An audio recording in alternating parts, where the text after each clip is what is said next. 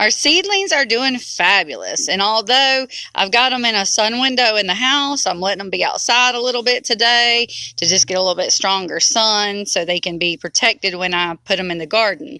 So you can see how well everything's doing. We got a really good germination rate, and all of these guys here will be separated. I'm going to let them get a little bit stronger roots, and then I'll just cut the roots apart to cut them apart. So that should not hurt them. Wherever I cut the roots, it should just still branch out and make more roots. So I can't really show how to transplant while I'm videoing, but I'll just kind of run through a couple of steps for any of y'all who have not transplanted before. So first of all, I want to wait until we get about 2 to 4 true leaves. I'm going to give this a little bit more. If it starts getting a little bit too tall and it flops over the cup, I'll give it a little, make it go into a bigger container. But we want to wait for about 2 to 4 true leaves. And look at the roots here. These roots look really healthy. I want to transplant before the roots start going around and around the cup, because we don't want it to get what we call root bound. We don't want the roots to just go and wrap around each other.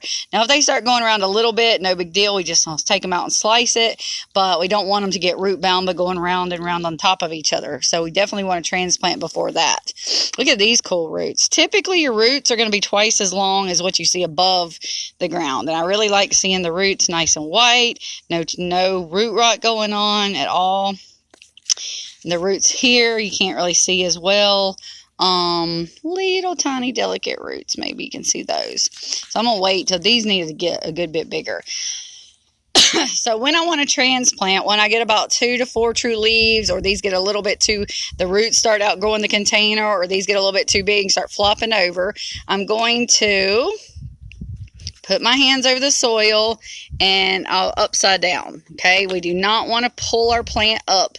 Don't want to pull him up by his leaves or pull him up by his stem. We want to flip upside down and support. We're going to put him in a hole, either in the ground or a bigger bucket that's deeper, just a little deeper than what he's in now. Okay, so your hole is going to be a little bit, wider and deeper. Then you're going to put your plant in and you're going to bury it a little bit deeper than it is now. You want to get some dirt up on the stem a little bit. That will stimulate adventitious roots. So come up a little bit deeper than what he is now. Get up on that stem with your soil.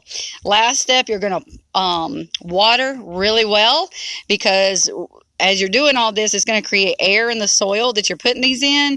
And yes, you want a little bit pore space, microscopic pore space, that the plants can get what they need, but we don't want air. We don't want actual air pockets to be drying these roots out. So we're going to water really, really well to let the water run through all the pore space, so no air pockets get in there and dry out our roots. So those are going to be your steps for transplanting, and I hope y'all all have a few seeds going and have a great garden.